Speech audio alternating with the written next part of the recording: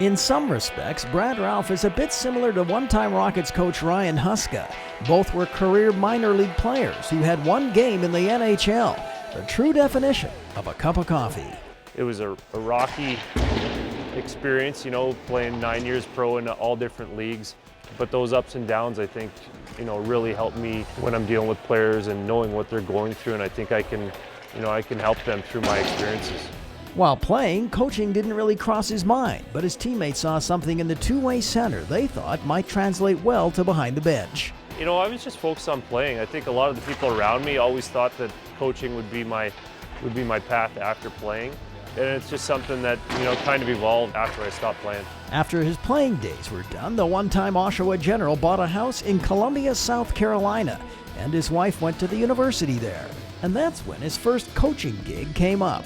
Injury after injury, I, decided to stop playing, and I was actually doing real estate for, it was about 9 months, and there was a job opportunity in Augusta, Georgia, and I applied for it and got the job, and I was quick to hang up my real estate license. But while Huska started his coaching career in Major Junior before moving on to the AHL, Ralph started in the pros before coming to Kelowna. The transition here has been pretty smooth. The Rockets continue to be one of the nation's best teams, ranking in the CHL's top 10 despite losing 3 key defenders and Leon Draisaitl in the offseason. It's a testament to the team's depth, especially up front and in goal, but also to the coach's ability to read what he inherited here and make the necessary adjustments. It's creating a balance in the hockey world that he credits to his success. The players, the relationship with those players is important. The systems that we're implementing, the housing, where they're living. So everything's important, and I think players understand that I do care about them, and I care about everything that's going on around our hockey team. And at the end of the day, if you can find that balance with everything that's involved, it's a good recipe. And it really shouldn't come as a surprise, as he has had success behind the bench before. First with the Augusta Riverhawks, where he was named the Southern Pro Hockey League's Coach of the Year in 2011.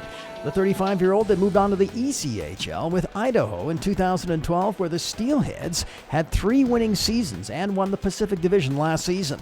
He was also the general manager in Boise, where he developed a good eye for talent. My responsibilities here are strictly, mainly to coach the hockey team and manage the players. Without recruiting and worrying about travel and the nuances of being a GM, that was exciting for me. I think it was the next step in my coaching career to, focus all my attention just on the team. And, when you get to the AHL and the NHL, that's what a coach's role is. And yes, he still harbors that dream of getting back to the NHL for one more cup of coffee or more.